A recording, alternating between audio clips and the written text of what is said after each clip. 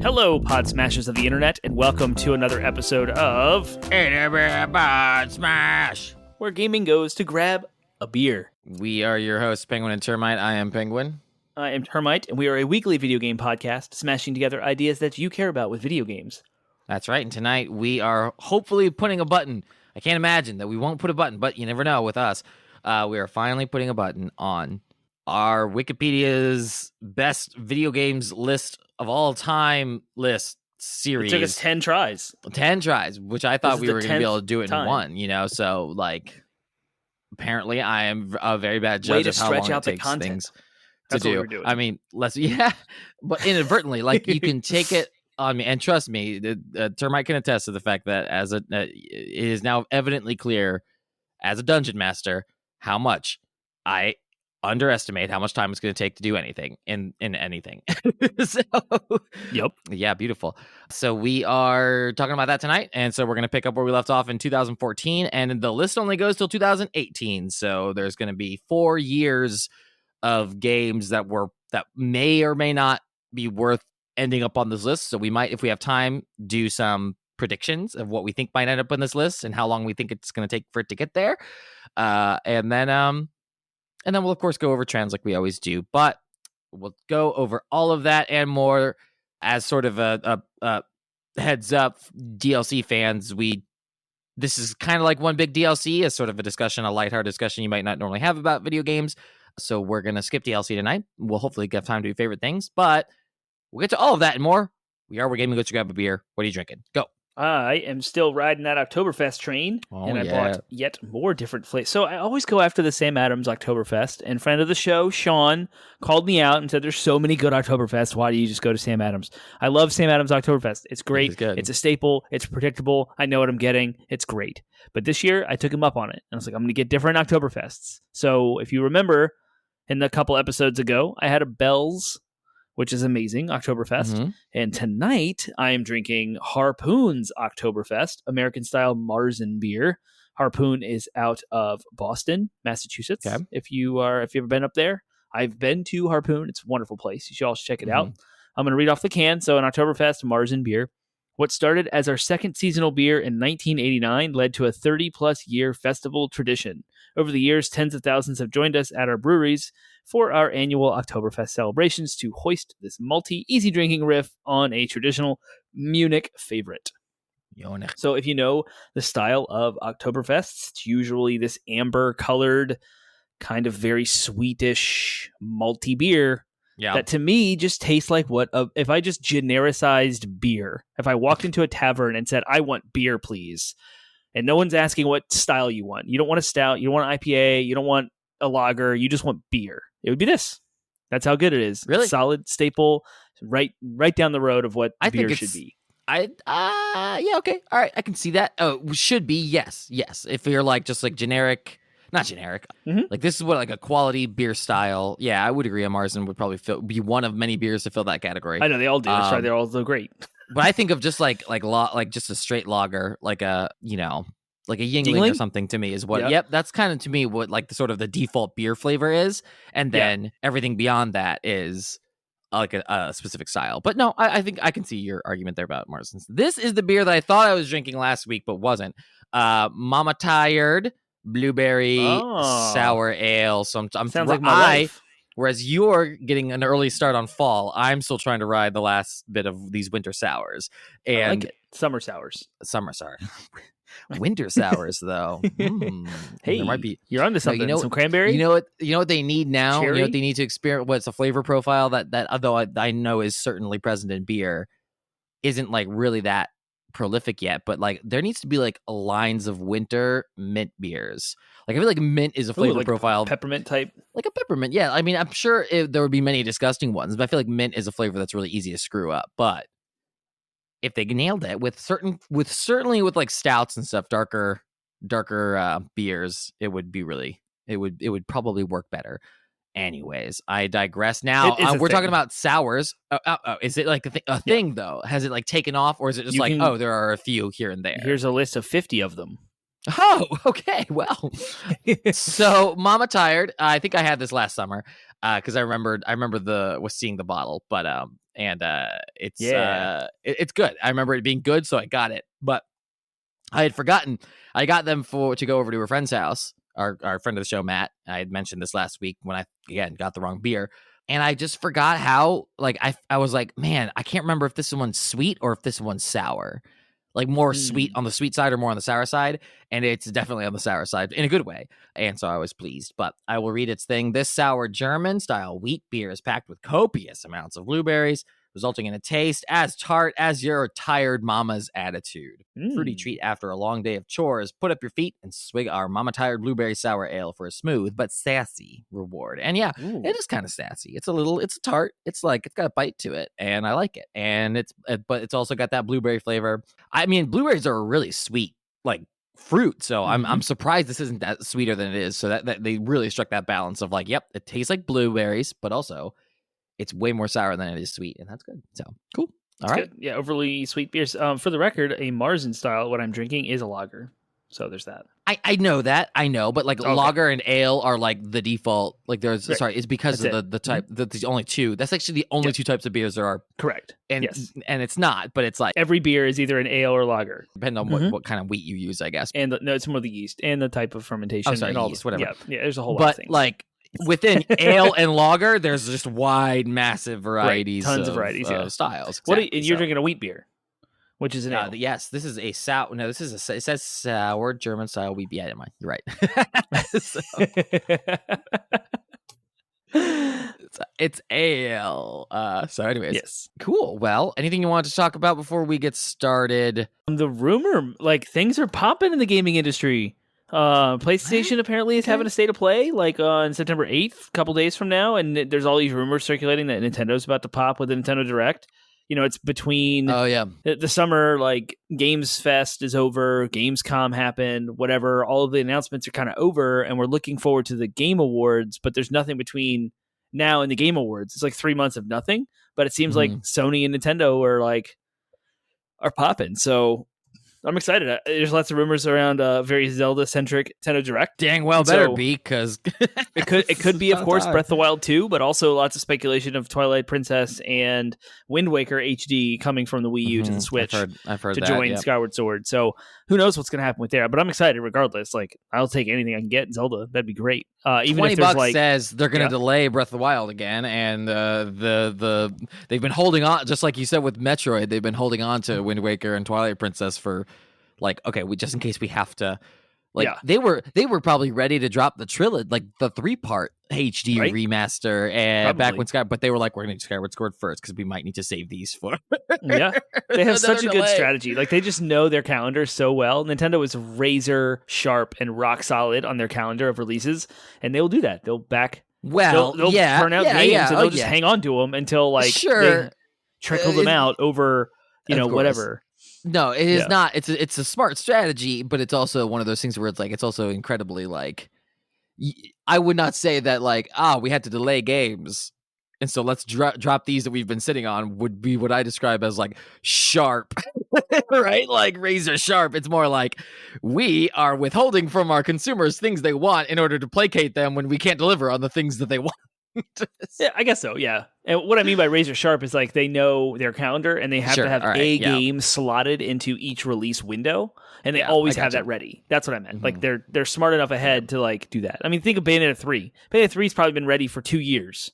It was announced forever ago. You've been hanging on to it, just waiting, and here's an October. Sure, I was under the understanding that it was delayed for multiple reasons, being actual delays. I'm not sure. Yeah, I'm pretty sure the game was actually delayed because it took longer to develop than they thought. Well, it does involve Platinum, I think, right? Is Platinum Games making that one? Yeah. Yes, so Platinum is making it, and Platinum is Platinum's great, but they're also busy. Yeah, they're a very busy studio.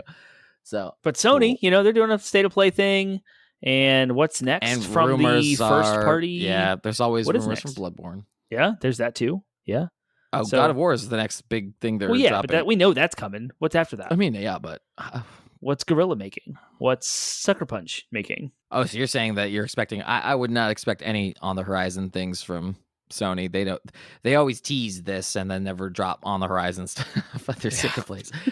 Yeah. So it'll be another extended look at God of War. Do we get a Spider-Man 2 update? That'd be sweet. And then maybe we get an update maybe we get like a trailer on a game we already know is coming, but is like, oh, now maybe they show a glimpse of gameplay for Spider-Man or something, right? Yeah. And then 100% they're gonna throw like another remaster at us. And now that Last of Us is out of the way, I feel like Bloodborne's time has come. No, I hope so. It'd be great. But again, they're going to charge $70 for it, and it's going to be. Yep. So speaking of Sony nickel and diming people, or at least that's the narrative that's happening, I did want to talk a little bit about the new Xbox. I want to talk about Family Microsoft's competing strategy, and talk about the Family Pass and how in general, I don't know if you. So we didn't got a chance to talk about the fact that PlayStation increased their prices outside the U.S. and how that was a big buzzworthy. Mm-hmm. So they jacked up the prices and blamed it on inflation, and so that just opened up the opportunity for both Nintendo and Xbox to be like, we're not going to raise our prices anywhere. Yeah, and so they got that positive press, or rather, Sony got that negative press, and Microsoft and Nintendo capitalized on it. And then in addition to that, Microsoft has been able to capitalize on it again to announce their family plan of Game Pass, and how now basically I don't think we know the exact prices yet in the US, but I looked it up. Yeah, in Europe though, if there's any comparison to be made, it's a difference between $15. It's a difference between it's like $10 difference, for the whole thing. So it's like instead of 15 euros or whatever, it's 25 euros. So obviously adjust for American dollars, but nevertheless, if you could understand that difference there roughly being equivalent, then what you'd see is a potential of like going to $25 and then splitting that between 5 people, $5 a month for like the ultimate Game Pass, play on PC, play on Xbox, have access to everything first clouds. day. Cloud gaming. Exactly. So I'm I could easily find 3 other people to split that with, and then you and me go, and then boom, I would do that. I would pay for that every month. Easy. So much better than I like Xbox Game Pass enough, and I can run enough of the games on my computer that so I'd happily pay for that over PS Plus. Your PC's a little aging. It's a little struggling, a little bit on the struggle beast. Well, you have a laptop, I guess that's better. Yeah, I got that new laptop, bro. That's right. Mm-hmm. See, would you buy an my Xbox old Series S? over there. Is what I was going to ask you about. I don't know. Would you get a Series S? Digital only, cheap, find one used, console. You see, I want them to release the Series X that's digital only, right? I want them to. I like the digital only idea. I just would like to have the more powerful console to attach with it. So I feel like it's high time for them to do that, right? Mm-hmm. Is the Series SX or the Series X all digital, whatever. I don't care what they have to call it. If they did, it's funny. If you call it the Series S all digital, then its acronym is the Xbox SAD. Yeah. That does exist. You can go get one of those. Xbox One SAD. An Xbox One SAD. I don't know if they make them new anymore, but they're out there in the wild. You can get one. So anyways, I guess I couldn't. Whatever. I'm digressing, but I just think that, again, whatever your opinion on Microsoft, whatever your opinion on Sony, and no matter what the sales numbers are saying right now, what matters possibly more so in the long run, we'll see. But we've seen this cycle happen over and over again, right? New consoles, someone comes out on top, someone maybe be off to a good start, but fall behind in the long run. But it almost always depends on what's the narrative. The narrative for Sega was that they were their new console was coming out too soon after the last one, and they were already overcharging for it. So Sony was no third-party support, hard to develop port. Exactly. Blah, blah, blah. Yep. Blah blah blah. Same thing. So PS3, it was hard to develop for, more expensive, right? And arrived late. Yep. And then with the Xbox One, it was all these stupid extra features no one asked for, and DVR, Call of Duty, TV. Right? And it's and so the narrative now has once again turned against Sony, and it's that they're the ones responsible for jacking up the prices of new games to $70. They're the ones who are now charging more for PS Plus Premium or whatever without allowing, first party games day one. They're the ones that jacked up the prices to adjust for inflation, but didn't do it in the US. They're the ones nickel dime all their players, and that's gonna hurt them, right? And so the fact that Xbox, granted, Microsoft is exploiting the fact that they're a massive company that can probably take the hits. They're probably suffering just as much. Yeah. They ain't making any more than Sony is on the Microsoft is global hedging their market. bets. Microsoft is back in the turnbuckle corner, whatever you call that, just like taking the hits right now. And they have how many studios that they have bought? Exclusive games are on the horizon. They're all being made. Yep. They're like weathering the storm of bad press. Halo Infinite was delayed to not be a launch title for their new console. Now Halo Infinite is marred again with the removal of split screen co-op. They've canceled it. It's not happening. No split screen co-op in Halo Infinite anymore. And there's actually like this hashtag fire 343. Like there's a call for like Microsoft to pull the Halo IP away from 343 Studios because they've done nothing but ruin it. There's no season content. Like it's bad. It's bad. But Microsoft can weather all that. They're taking all the hits right now on the chin. Maybe taking at the end of the day, it's like their press may be bad, but as long as it's not worse than Sony's, then they're going to be fine. Then right. But what's coming though? That's what I'm worried. Like they're going to drop a nuke into the gaming industry, and it's going to be like, blow. Here comes Avowed. Here comes Starfield. Here comes whatever comes next from Halo. Here's the next Gears. Like here's the new Perfect Dark reboot. It's just like blap blap blap, hit after hit, and it's going to be Bethesda. They're getting Blizzard and Activision, so whatever's coming next with all of that, like the fact that they've confirmed that Blizzard games are going to be Blizzard and Activision games are going to be on Game Pass, meaning Call of Duty is now Diablo 4, Diablo 4, but again, arguably more, maybe not more important, but arguably as important as those. Does that mean World of Warcraft is on Game Pass and the subscription is now built into your Game Pass? That's huge. That would be crazy. Like, that's one less subscription that like now, or rather more so, now you could have a ton of people who are like WoW only players, maybe want to play other games. Why not? I don't have to pay or even just playing for more Blizzard games. I can now have Diablo 4 at no additional cost from what I'm already paying for my WoW subscription, as long as I convert that WoW subscription to Game Pass. Hell, Microsoft should just say like, "Oh, we're converting your WoW subscriptions to Game Pass because it's the same amount, more or less, right?" They could do that. Might as well. Boom, totally here, have all your games now. Yeah, and then think of the multiplication of your market share when you do the friends and family with that in mind. Yep. Yeah, because you need a party to play WoW, right? You need a party. That's it. Like, here you go, guys and girls. Let's go. Like, play WoW together with your Game Pass family and friends. And then you have games like Fallout 76 and Sea of Thieves, live service games that are all doing that. But it's almost 18 minutes into our show, and we're talking about this. I mean, we'll wrap up. But like, that is basically what I wanted to highlight, is the fact that like Microsoft, despite the bad press they're getting with Halo, right? But like every game's, or you're always going to have bad press around specific games under your umbrella. Everything else they're doing business-wise is just like sticking it to Sony hard, and maybe unfairly in some regards, but like all's fair in business and war, right? So like, I mean, Sony still has the king of what matters the most, and that's the games. Despite costs, despite everything else, like the games matter more than anything, and their first-party studios are crushing. They're making absolutely amazing content, but they're not perfect. It's 2 years into a new console, and we don't have Returnal is the best like PlayStation 5 exclusive game right now. Like as far as exclusive, like PS5 exclusive, not cross-gen, not available anywhere else, like PS5 only, there's not a lot. There's like 10 games. So they need to do something. Yeah.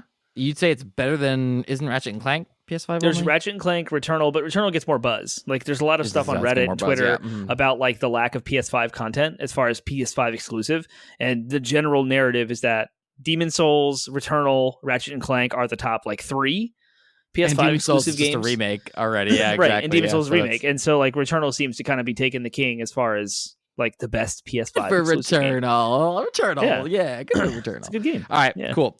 All right, so we're already skipping DLC, but let's do a really quick favorite things, I guess. Let's do it. I don't have 80-bit pod smash is our favorite thing. 80-bit pod smash is our favorite thing.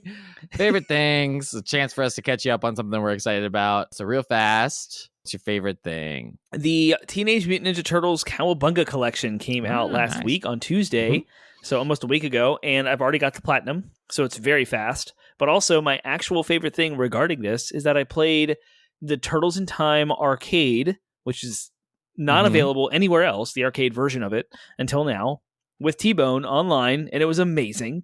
We had our headphones on, we blasted through Turtles in Time and relived our glory days of the mid-90s when my brother and I were little kids throwing quarters into Turtles in Time and reminiscing over the hype and the excitement we had for that game. It was awesome. The music's great. The gameplay was awesome. It's a perfect arcade port. And if you are at all nostalgic for any Ninja Turtles classic games, I highly recommend the Ninja Turtles Cowabunga collection. It's only $40, and you get 13 games. The Game Boy games did not age well. The NES games are, though the first one, everyone knows that one's really hard. But the arcade games, the brawlers, are amazing. So nice.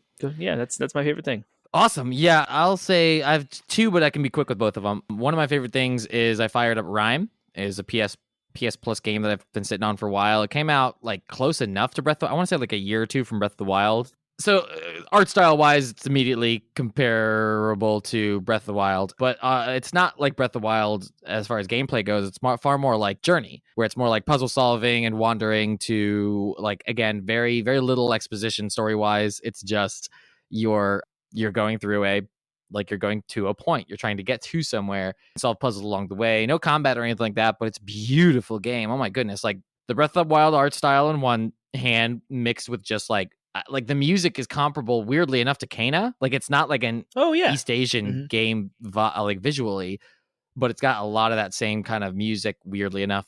It's amazing. It's incredible game. So I'm really loving that. Highly recommend it. It's for those who care about trophy hunting, it's an 8-hour platinum. So nice. You're not giving up much time there.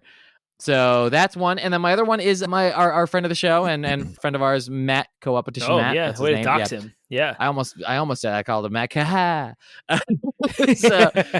Matt, if you're listening, I am congratulating you on a very excellently run D&D session.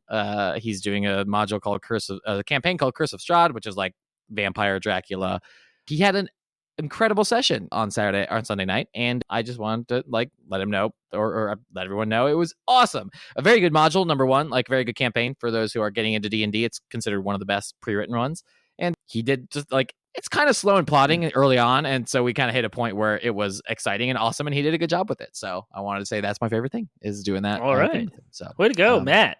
Get it done. Yeah. He invited me to play a Pokemon D&D one shot, and life circumstances that I don't have time to get into have restricted me from playing all of D&D for at least a month, except for the couple hours I'm going to grab with you.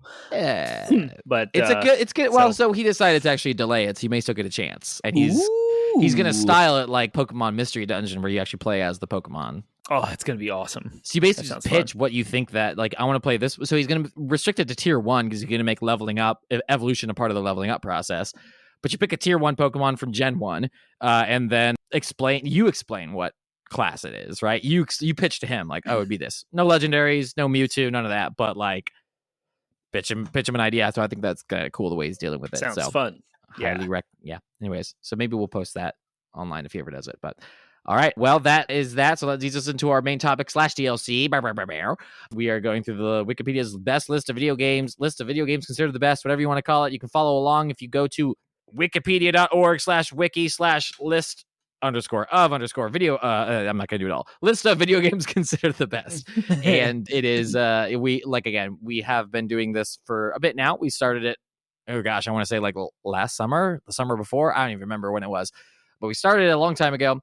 And thought we could get done in one, but we can't. We couldn't do it. We talked too much about each individual game, but finally we're here at what we think is going to be the last stretch. And we will talk about whether we think these games should be on the list. Kind of what briefly each game, why they may deserve to be on the list, or why we think that they are on the list. Just so you know, it's not our opinions. This is not our list. Yet we like the methodology that the Wikipedia compilers put for this list is they combed through a bunch of highly regarded publications, and if a game did not show up on multiple lists, up to 6 lists, then it did not make this list. So it had to be sort of verified. We know that it's highly curated because it takes forever for games to show up. In fact, from the time that we started doing this list and last recording, 2018 showed up. We're like, oh, that's new. Yep. And we noticed 2 games there we're going to talk about tonight. 3 games in total have showed up on the list since we started. 3 games and on a list of... And this list ends in 2018, and we're in 2022. So they're 4 years behind, slowly trickling in, which means there's a curation process here. Yep. And this is not a episode that you have to have listened to them all to get. Oh, right? Yeah, just jump in now. It's fine. We're talking about games from 2014 and whether we think that 2014 through 18, and whether they should be on the list What do we think it could be? If we have time at the end, we'll do hopefully some fun things like talk about trends that we see. And maybe if we have time, talk about some games we think will pop up on the list between 2018 and 2022. So yeah. Well, all right. So where did we last leave off? What game did we last talk about at the end of 2013? What was the last of the games that we talked about? It was The Last of Us. What? Whoa, for PlayStation 3 in 2013. Works. So we're moving into 2014. Everybody knows that the next generation of consoles dropped in 2013. That's the Xbox One and PS4. Everyone knows that. So this is the first year of encapsulating that generation. And sure enough, right off the bat is a game that came out on PS4, Xbox One, Xbox 360, and PlayStation 3, and that is Destiny from the developers Bungie, fresh off of their fresh freedom away from Microsoft and away from Halo. At this point, I believe they were under Activision, and Activision published it, but Destiny, the very, very first games as a service in its form that we know today. Right. Yep. With MMO light, ever-changing world, always online, no paid subscription. But the games as a service content model where new content drops, it changes the world and the old stuff actually goes away. And the monetization strategies of microtransactions that were in the mobile gaming world were kind of trickling into the AAA console space. AAA so much that this game set the record for the highest budget, and there's a whole lot of drama around who was involved in voice acting. Peter his name? Dinklage. Yep. Dinklage had a role, and that was a whole thing, and he wasn't treated right, and it was bad. So this game made ripples. That's all I'm trying to say. It set a new trend in the gaming industry. I think this changed shooters and games as a service models from that's still today. That's very much prevalent in a lot of games today. Yeah, what were you going to say? Go ahead. I was just going to say that I think we kind of briefly touched on this last time, but is this game on the list because of Destiny or is it because of Destiny 2, right? I think overall Destiny 2 has looked more, despite the controversy that had when it dropped in 2018 or whatever. I think 20 now we're 4 or 5 years later, and it's looked upon quite fondly, I think, as sort of the shot in the arm that Destiny needed. So that's what I'm just wondering is what was this game the best games, or was it the Destiny franchise? Well, I mean, I think it was because the way this list is curated and made, it was because Destiny is a first-person shooter from Bungie, and it's amazing. It was, in isolation, when it came out, sharp, amazing first-person shooter mechanics. It had good writing. It had Nathan Fillion as Cade Six. It was funny. Content was shallow. It had its problems, but those problems weren't a thing yet. Games as a service stuff. There was nothing to compare it to. It was this is it. Now we have plenty of games with which other things are doing battle passes and subscription services and all these things that we can compare. Destiny 2's lacking. The Halo Infinite's under fire right now because the season model's not up to snuff with content dripping new content to players to keep them engaged. Destiny didn't have any of that to rival with. So it was just new genre, new world, excellent mechanics, absolutely high budget, just crazy good. It wasn't ridden with bugs. It came out strong. So I think that's on its own merits. I totally believe that this deserves to be on the list for 2014. If you look at 2014 as a silo and not the future, from 2014 back, this game deserves to be on the list. It has been overshadowed. So now it's there's so much better ones out there, but that's my take on that. No. Okay. All right. I don't disagree. I don't disagree. So the next on the list for 2014, and to round out 2014, just knock it out of the way, is Shovel Knight. I can't necessarily disagree with this one, but I also can't really speak to it. But it is highly regarded. Once again, another one of the indie darlings showing up on this list, made by is it published by Yacht Club Games? Yeah, okay. Club Games made it. Yeah, they did. And they were independent and they developed it. Okay, cool, awesome. So came out on I 3DS. Actually played it this year. I played it on my travels to Hawaii and back on airplanes. Lovely darling of a game. It totally harkens back to NES, Castlevania-esque in its theme and tone, but also humor. So it has if you look at the humor of Undertale and its writing, it has that, but it has absolutely nothing else to share with Undertale other than that. So it's mostly a platformer that looks and feels like Castlevania, has music very similar to it, and tough boss fights, highly, highly well designed. I would say Souls level boss fights. It's you need to learn those patterns and they will punish you, but I played it on easier difficulties and like followed a guide and stuff. So I didn't really struggle. It was hard. Like the levels can get a little crazy and tedious, but there's checkpoints. Followed and a guide and you did it. Like that's literally how I got. But it was nowhere near as hard as first... Elden Ring. Like nowhere near as hard as Elden Ring. Right, so just to put it there, I'm just saying they're Souls like in the mechanics. Like the bosses do a lot of cool stuff in a pattern, and you need to learn it and fight them because it's a thing. The boss fights are a thing. That's all. That's the only comparison to Souls that it has. Gotcha. But anyway, it set the world up for like new injection for indie games. You know, like Xbox Arcade did this on the 360 when like Super Meat Boy and Braid and those early arcade games were coming out for indie stuff. But here's like a new injection of fresh air. It got so much attention, like Nintendo loved it so much that they made it amiibo for them. And that was a huge deal because Nintendo being as tight as they are with their IP and their content. This game came out on 3DS and Wii U as well. So yeah, that's Shovel Knight. It deserves to be on this list. Sure. For sure. And I see it referenced all the time. I saw a Shovel Knight reference in Bloodstained Ritual of the Night. There's an enemy called Shovel Knight, and they shovel things at you. So I'm like, oh, okay, all right, awesome. All right, well, the next one I can talk about, but I've probably talked about it far too much in the last year. But I think it definitely deserves to be on the list. 2015. So kicking off 2015 is Bloodborne. Bloodborne. It is not the first From Software game to show up on the list. That is, of course, Dark Souls. But this was the actually, you know, in many ways this was the proper follow-up to Dark Souls because Dark Souls 2, Hidetaka Miyazaki did not work on that as the lead. So because he started working on Bloodborne, it was a PS4 exclusive, and it was published by Sony. So yep, exactly. Yeah. Yep. So there was a Sony partnering exclusively with From Software for the first time since Demon Souls, and boy did it pay off. I mean, this game.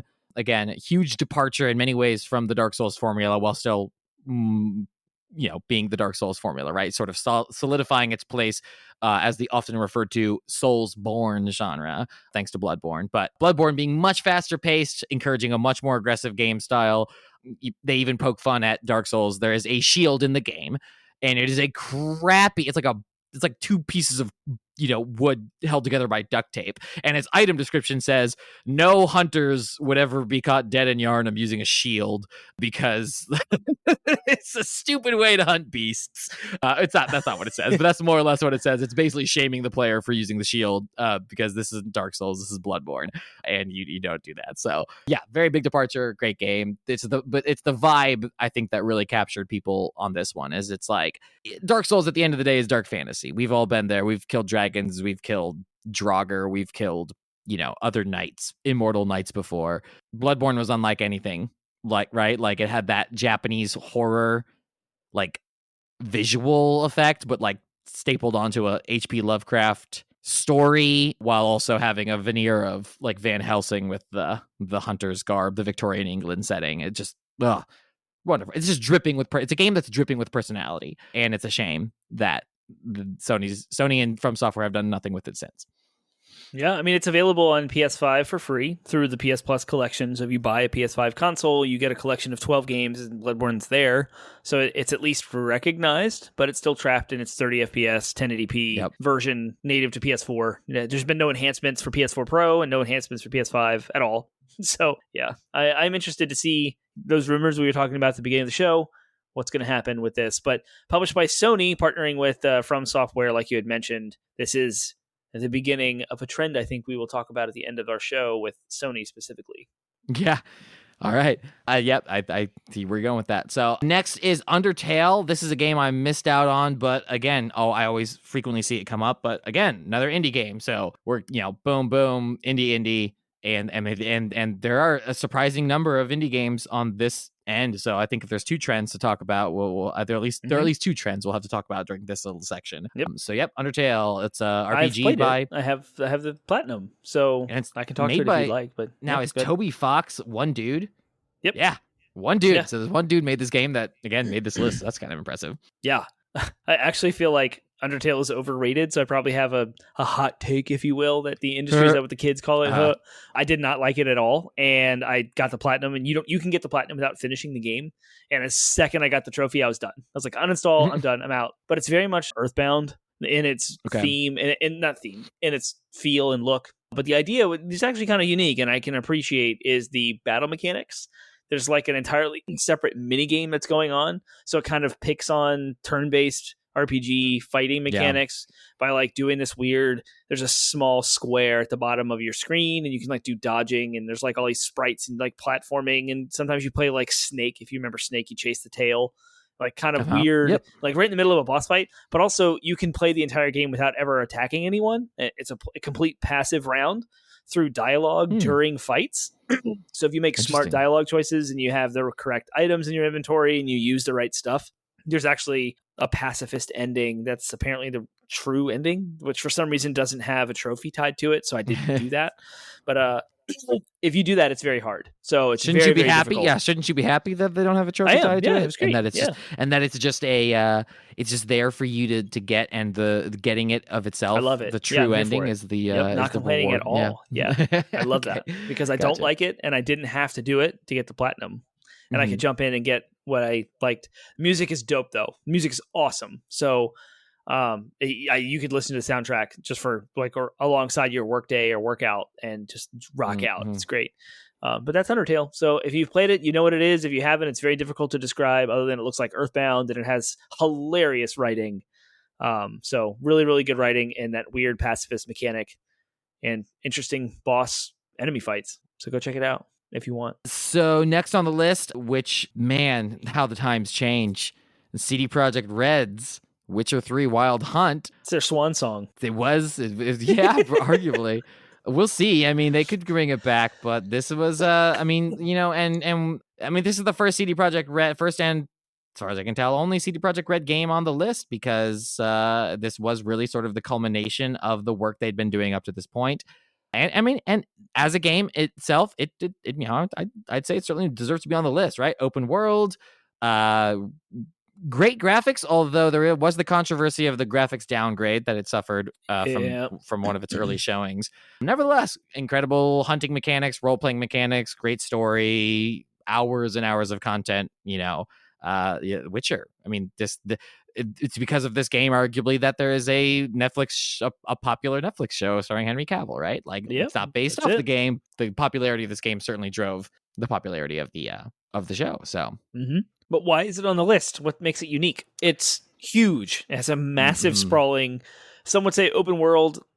It's debatable because you still have to kind of progress the story in a specific order and explore the areas that the story. But you can't really go anywhere. Maps, so right? There's zones, like like it's not like one contiguous open world. It's like you go to different areas, Skellige Islands, and the main area you start off with is kind of a tutorial area. But the combat mechanics, you can completely customize Geralt to your liking, and there's 1,000 different ways to fight different enemies. There's all these different magic things and potions and poisons and ethers you can use to like enhance different skill trees. You can optimize your game, all this stuff. Plus, it's gorgeous. But the writing, the side quests are so well thought out, and the side quests are almost as amazing as the main story, and you get hooked. And there's so much to do, and there's so much exploration. And to contrast this with like a Ubisoft open world game like Far Cry or Assassin's Creed, those are fetch quests and kind of shallow and like lots of stuff to do on the map and big open worlds. But The Witcher 3 really has like deep content. The world feels alive. You step into villages and have great interaction with NPCs. And it has that kind of Red Dead Redemption sort of like live events that can happen at any given time on your way between places, and excellent music and voice acting, and all that stuff just comes together. It's a wonderful game. So highly recommend it. That's why it's on the list. Yeah, it's very little of this game's content is wasted. Now, granted, it's still a ton of content. So there's in my mind, it sort of suffers from being just like hundreds of hours of content. And though all of that content is good, it wore on me after a while in regards to just like, okay, I'm so tired of this game. I want to be done with it. So I did have to sort of, when I got dropped into it, I was like, wow, I want to just go do everything because everything is so compelling. Then I got to the city and it was just like question marks everywhere. And I was like, you're like, oh my gosh. Actually, what I want to do is just finish the story that people say is so good. So, and even that felt like it dragged on. I was like, ah. So anyways, good. Still great game. Excellent game. I mean, I think that this would be in many ways the start whereas I think that if Skyrim was the culmination of open world games up to that point, Yep. Like, sorry, if Skyrim was the culmination of open world games, how should I put it? Their old version of open world games. Mm-hmm. Then Witcher was the transitionary game, and Breath of the Wild would be the pinnacle of the new form, so to speak, right? Like the newest iteration of them. So yeah, cool. But yeah, this game was sort of I would consider a stepping stone, whereas like it still has elements of Skyrim while also having like some new je ne sais quoi. So all right. Inside, don't think I've ever heard of this game, so I'm genuinely surprised it's showed up. Or I mean, this is a genuine surprise for me because all the other games on this list I've seen. So there was a lovely game back in 2010 called Limbo. I believe it's on this list. Yep, sure is. So back in our episode when we talked through 2010, Limbo was on this, and here's the kind of successor to that called Inside. It's another indie title, but this time it's a Microsoft exclusive. It's made by Playdead, and all I know is that it's like an emotional platform side scroller, innovative indie title. It's yet another indie title on this list from like Undertale and Shovel Knight, and now Inside. And unfortunately, I haven't played it either, so I can't really say much personally about it. But yeah, go check it out. I guess it's something I've always wanted to play. Both Limbo and Inside are two games that I've always wanted to dabble with, just because they've created so many ripples in the industry and so much buzz about them. But I unfortunately don't know. Yeah, you don't know what you don't know, right? All right. So, cool. All right, next is Overwatch. So love it or hate it, love Blizzard or hate Blizzard. Overwatch, I mean, it really did sort of... did it win Game of the Year that year? It did, yep. Shot in the arm for, I think, what would become the esports scene. They certainly did not create the esports scene, but it's definitely up there with League of Legends and other games. Them like, League of Legends and like Fortnite as far as just like big esports like attractors, right? Kind of like it's one of the pillars for sure. And it's because it was sort of it took what Blizzard did well with like team-based coordination and also coming up with hero characters with lots of character flavor, personality, while also having interesting mechanics tied to the way the characters play. And then just like gave it a nice little Disney-ish kind of animated Pixar-ish look to it, to the characters, and then made a PvP hero shooter game out of it is what they call it. So yeah, I mean, I really think like this was the logical successor to Team Fortress 2. Sure, yeah, like absolutely. That was kind of the arena shooter standard from Valve, which was legendary and amazing and still has a lot of players playing it. And now Blizzard is stepping into that space and saw an opportunity to kind of capture a different aspect of esports aside from RTS with StarCraft and Warcraft. And so you have the MMO wing, you have the RTS, so this is a good strategy for Blizzard to kind of capitalize on something different, new, and like you said, have that really high quality cinematic experience from like a Pixar film with the animations and such. And yet with no actual like single player story, but I digress. Right. Yeah. But it's, Blizzard up to this point had even post Activision, they always did a really good job of like writing, not writing, but they did a good job of like branding characters, right? Like making characters like in the forefront. Like anytime a new WoW expansion came out, it was always like centered around. All the marketing was around character. They throw character in your face, and Overwatch is sort of the culmination of all that work. All of those characters are more or less iconic, right? Like these days, again, for better or for worse. I couldn't tell you what random property Fortnite was hawking this month, but I could tell you probably like, which Overwatch characters are which for the most part. Maybe not some of the newer stuff. Fortnite was hawking Dragon Ball Z, which is not really a random IP. It's kind of a big deal, but okay. Kind of a big deal. Yeah. Okay. Yeah. Cool. So, yep, that's Overwatch. I think like not much more needs to be said about that. No more celebration for you, Blizzard.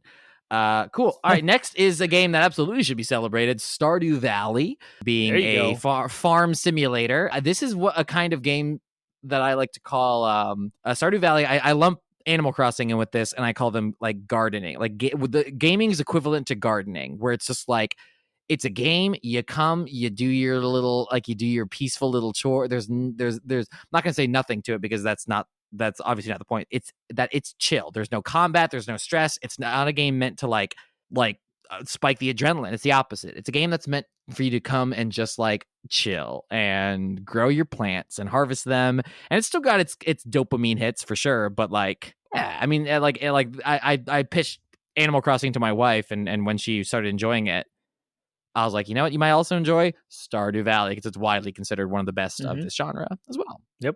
And the story of its development is extraordinary. The guy, Eric Barone, or Eric Baroni, I don't know how to pronounce his name. It's actually documented really well in Jason Schreier's book. It is Blood, Sweat, and Pixels is that one.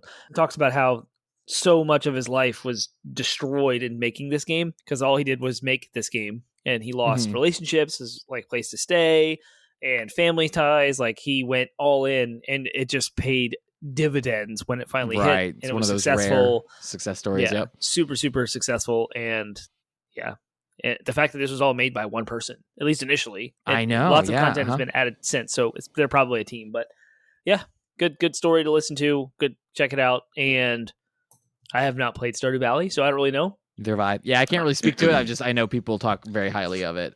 So yeah, if you like Harvest Moon and you like Animal Crossing, Stardew Valley is for you. Absolutely.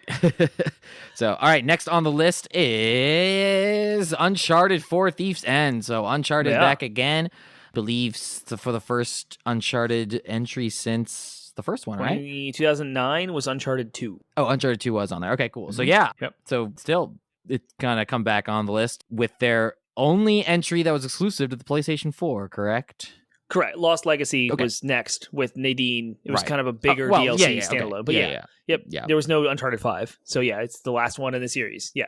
So yeah, I mean, it is continued to do what Uncharted did well, except added a couple more, like grappling not an open world, but it kind of had a big open area that you kind of could drive around. Did. Yeah. So they were experimenting with some new stuff there at the end. I appreciated that. But other than that, just excellent story.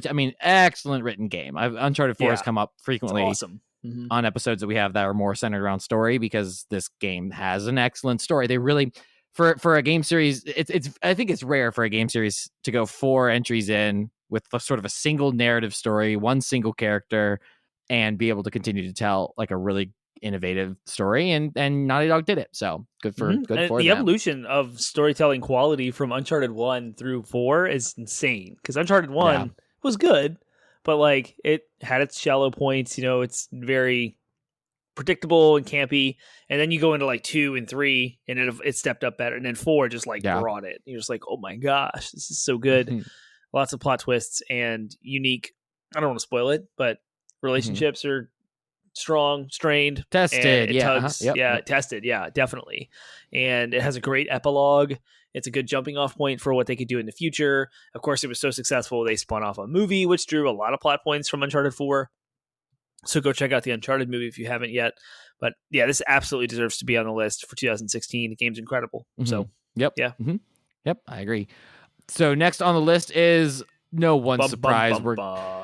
We're contractually obligated to talk about it every single week because it is that good. It is definitely on both of our best lists of all time, I think. Yep. Legend of Zelda, Breath of the Wild. Yeah. Talk to me about it, boy. Talk to me, boy. Drop the mic. Nintendo set the world on fire with the most legendary open world experience, perfectly designed and developed. Gameplay mechanics. Open world is at its heart. When we say open world, we mean you can explore the world in any order you would like. You can do anything in the environment with anything in the environment. You can set grass on fire and it spreads to a tree and it blows up any bombs or barrels and it kills enemies. You can drop boulders down hills and kill enemies. You can complete sandbox. Everything we've talked about Grand Theft Auto, about Skyrim, are all rolled into this one experience. You can collect and craft items. You can go on side quests. You can follow a main quest, but it's also Zelda. So it has Link and Zelda herself and Ganon through its lore and its storytelling, and absolutely incredible game. This is it. Like the best thing Nintendo's ever made. I think that it definitely is the best thing Nintendo's ever made the last 10 years. Ever. Like in the last decade. You think ever? Yeah. Okay. I think that it's a contender for sure. We talk about Breath of the Wild. We do a lot in this podcast, so let's not wax eloquent too much on it when we still have 3 other games to talk about. I think that you are probably right. There you go. Perfect. Cool. Next is 3 more games, and they're bangers. And these all, when we started this series, Legend of Zelda Breath of the Wild was the last one on the list. Yeah. And since then, these 3 games have been added. So again, speaks to the primacy of these games, I guess, and the fact that they've been able to make 6 lists since 2018, I guess. So that's good. 2017, 2018. And then, just the quality of these games in general being so good. So the 2017 being dominated by Nintendo here, sort of the Switch follow-up. This is a 1-2 punch that Nintendo dropped the year the Switch came out, and that is Super Mario Odyssey. So again, another solid Mario game on the list, but the first one that we've seen since Galaxy 2, I think. So if you consider just straight Mario games. So it's been, it had been 8 years since Mario had made sort of a game that was as big of a hit as 2010 was Mario 7. Galaxy I'm sorry. 2. Yes. 7 years. So still, that's a long time to go without a Mario game. Well, not that they hadn't been Mario games, but the whole like new Mario Bros side scrollers coming out on 3DS and Wii U. Right. This is the next 3D Mario. Right. Exactly. Nintendo's words, not mine. Yeah. So that's that. That's I mean, Mario. I mean, it also kind of similar to maybe not similar to Breath of the Wild, but just sort of pushing new game mechanics. Nintendo always never satisfied with just doing the same thing over again. They had the hat and Mario taking. I mean, I just remember that first trailer they dropped where Mario possessed a freaking T-Rex and you played as a T-Rex. Like that's like the level of like, okay, this is where Mario has come, and I'm not complaining. It's amazing. So, just a lot of great branding around this game too, right? Like the song, that boppy, superstar, jump high, superstar, or whatever. That's exactly just like again, just such. Everything about that game just being, again, for as far as I'm concerned, more or less just another great solid Mario experience, right? And none of the puzzles themselves, other than utilizing the new mechanics, are like none of them are completely out of what Mario's been doing forever now, right? Lots of jumping puzzles and flying and fun things and smacking Goombas on the head, right? But just kind of repackaging them all in a way that is just excellent, and just once again bringing what the Switch has to offer front and center, right? Like it's just like the technology and like you said with Breath of the Wild, it's just seamless experience, right? No bugs, no issues. Like this is Nintendo saying, look, we're gonna treat our tentpole flagpole properties right.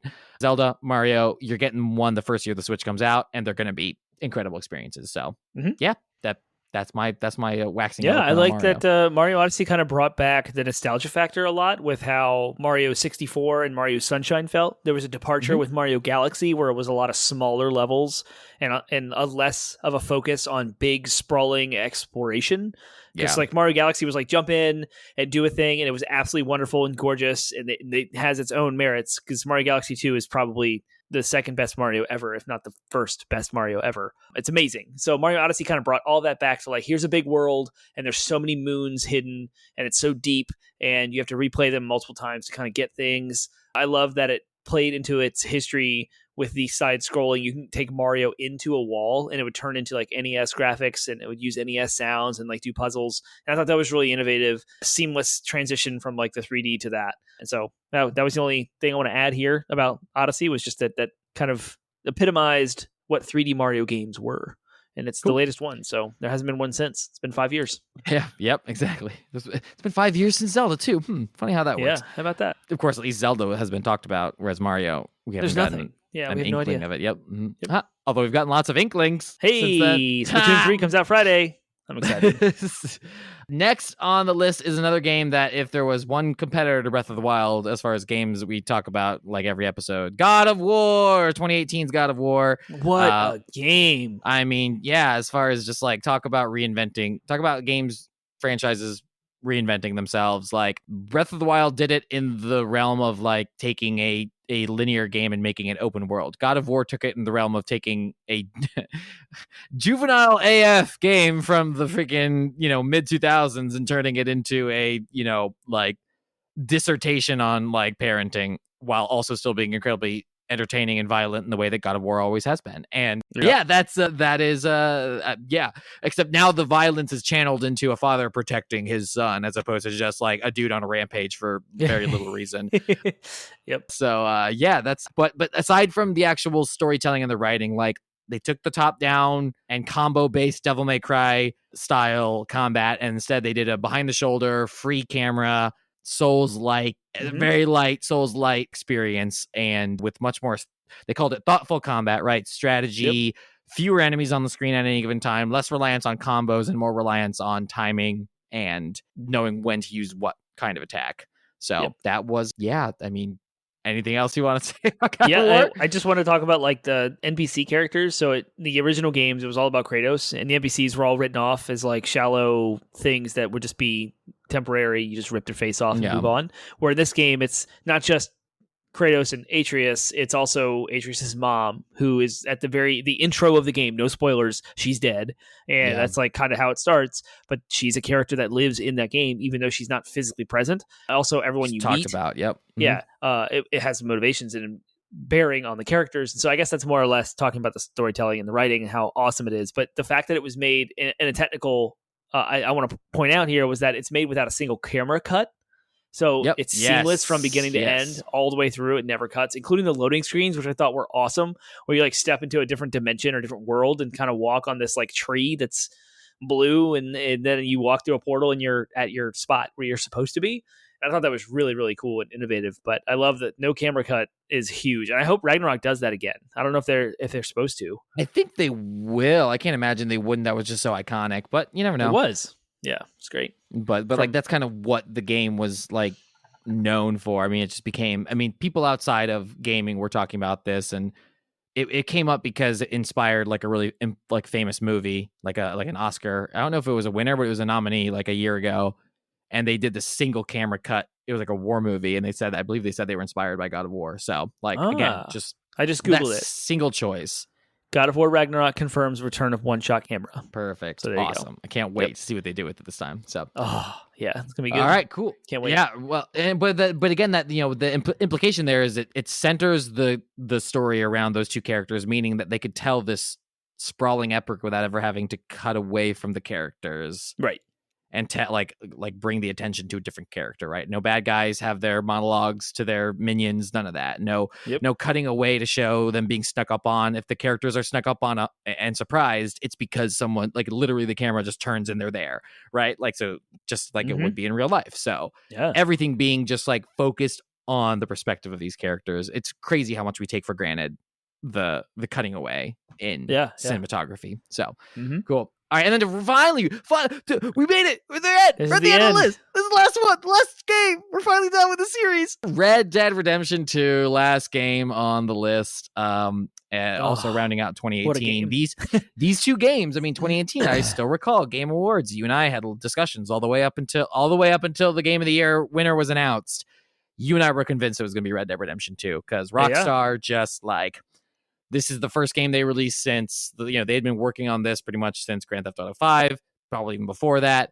Red Dead Redemption 1 is certainly on the list, and it just I mean, whoa, sprawling epic cowboy game, right? Just like storytelling, mechanics, like it's not a perfect game. There are plenty of bugs, but like for what it is, like it's a lot and it's good. I mean, just the writing, the storytelling, the performances, also just top notch in this game. So, I mean, really is. I mean, as much as I love God of War, it's like these two games I feel like are really neck and neck for 2018. And both these games certainly deserve to be on the list for what they accomplished. And if you've played Grand Theft Auto or Red Dead Redemption 1, Red Dead Redemption 2 is everything that those games had to offer, but scaled up, done better, iterated on. So the world is huge. The things you can do in it are huge.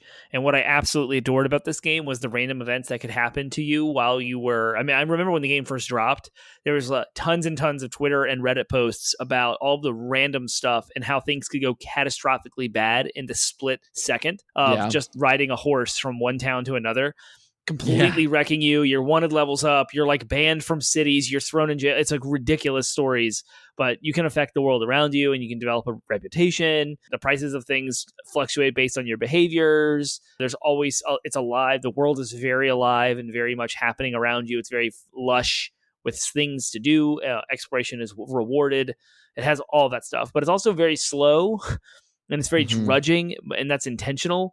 And it's supposed to be deep and meaningful and like emotional. And it's supposed to be like forcing you, the player, to slow down and get through the content. So it'll take a long time to get through. It's kind of unique. It's a long game. Yeah. And it's got like, game. And there are portions of it that do feel repetitive, again, intentionally so.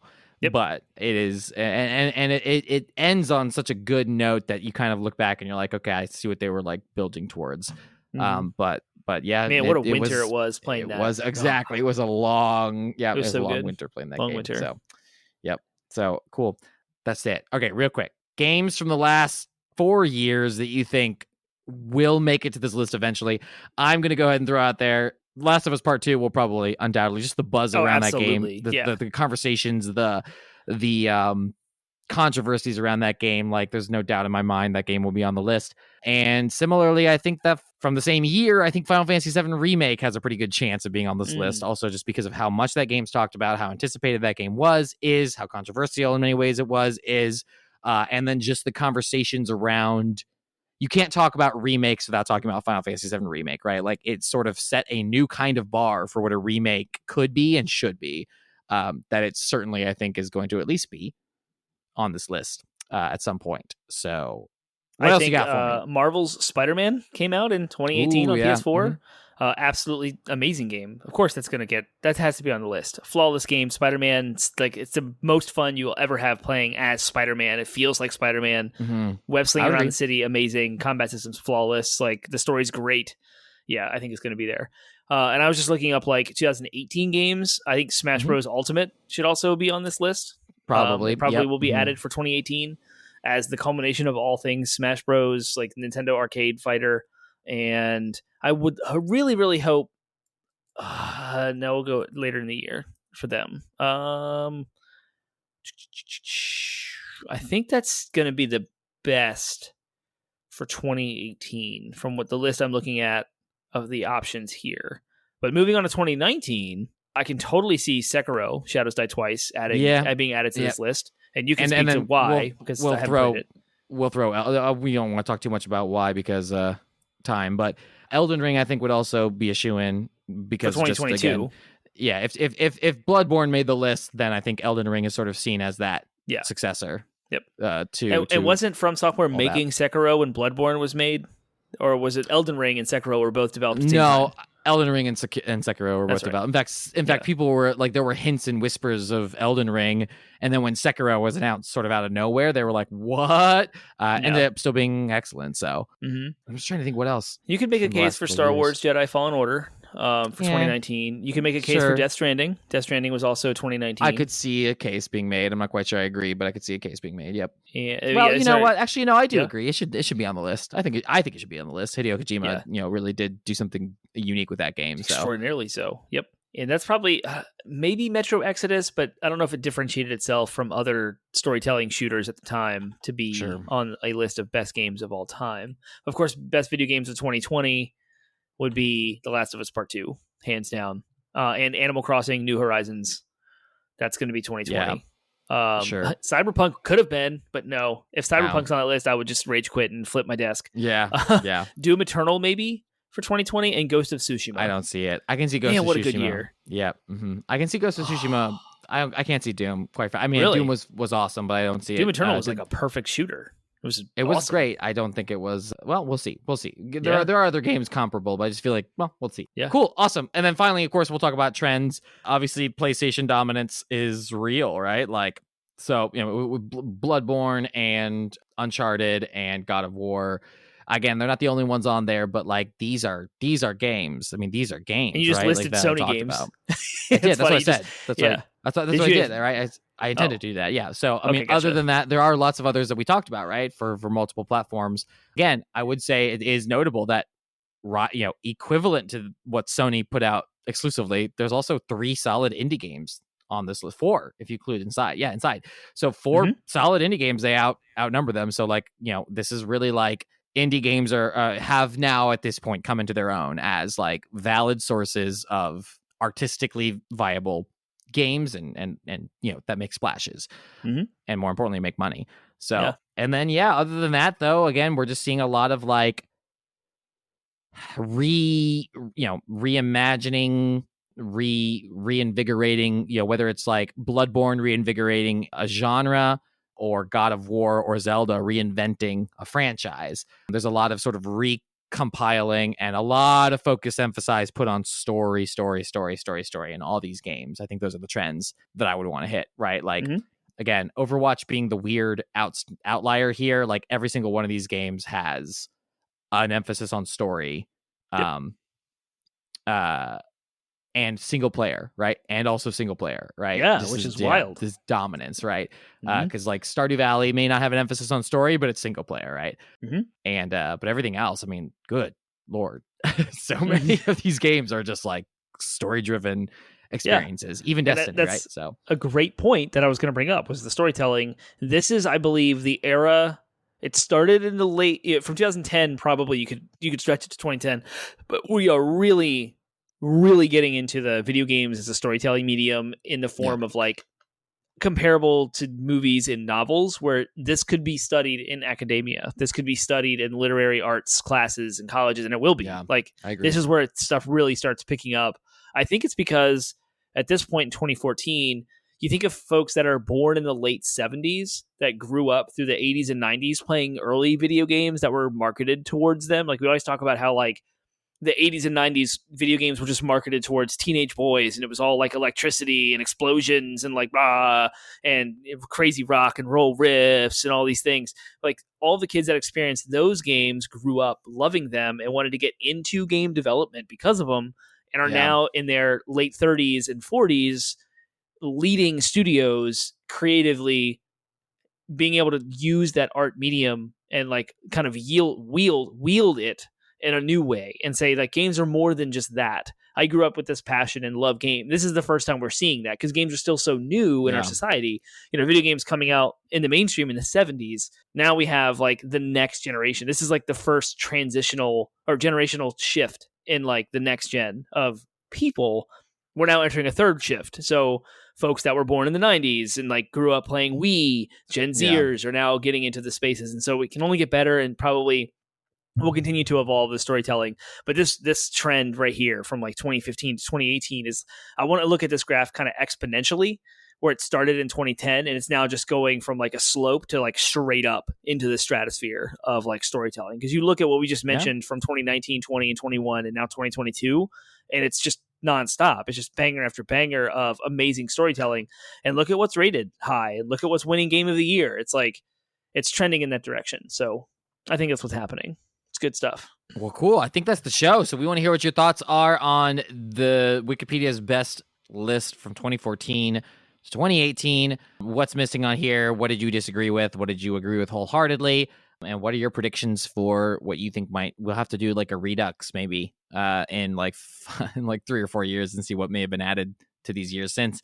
So other than that, though, we just want to, hear what listeners have to say and feedback in general. So are you glad this series is done? Are you like, thank God they did 10 episodes of drivel and I can't wait for it to be concluded? Or was it like, no, I like that. I like them going through that. We want to hear everything in between, as well as those thoughts, those extreme polarizing views. And Termite will share with you where you can share those ideas if you have them. Tell us all about how you want us to make our own list and go through every single video game ever released and give you the same rundown of 40 years of gaming over at 80bitpodsmash.com. That's our landing website where you can find links to our social media platforms, Facebook, Instagram, Reddit, Twitter, as well as our Discord server, where you can interact with us, ask your comments, ask your questions, comments, thoughts, ideas, feedback. Let us know how we're doing. If you're finding us on like YouTube or Twitch or some other platform that's not a regular podcast, you can find links to all of our audio-only podcasts. We drop a new episode every Monday at midnight, and you can find links to Spotify, Stitcher, iHeartRadio, Google Play, Apple Podcasts, as well as our third-party RSS feed. You can drop into anything. You can check it all out. It's over all at 80bitpodsmash.com. Go check us out. As always, we're family friendly, and you can listen to us with your kids in the car or your neighbors in the car or your family, your mom, your grandparents, whatever, and not have to worry about some crazy explicit conversation unless we warn you in advance. So with that, what are we talking about next week? I don't have it pulled up, so it'll be something. And it'll glossary of gaming, terms and definitions. Yeah, we're going to go over definitions and terms. I will have to... Is this the topic that was inspired by my Game Informer magazine when I sent you the picture of it? And I was like, look at this. It's a glossary of gaming terms. We should talk about this on our show. Probably. Is that it? Yeah, that's it. We'll talk about that. So anyways, yeah, we'll see you then. I'm going to go find that now. All right. And with that, I will see you next week. We will see you next week. Why did I say I? I don't know. My brain is fried. Leave me out. All right. No, I don't want to leave you out. Go get some sleep. Yeah, right. We need to. See, I said we that time. I'm all over the place. We'll see you next week.